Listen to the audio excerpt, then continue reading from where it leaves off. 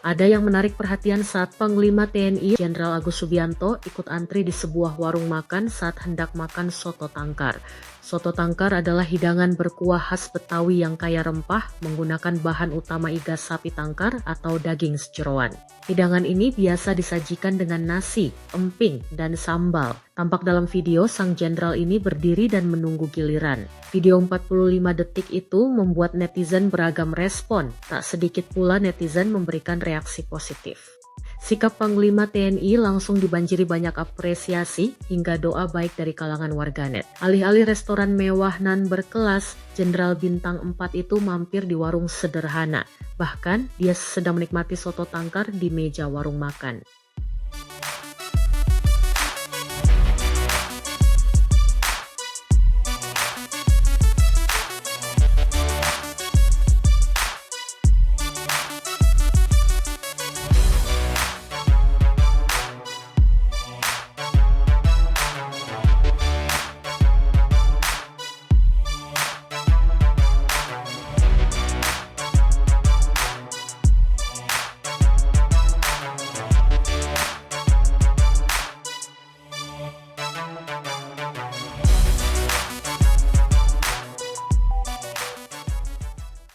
Download Tribun X sekarang, menghadirkan lokal menjadi Indonesia.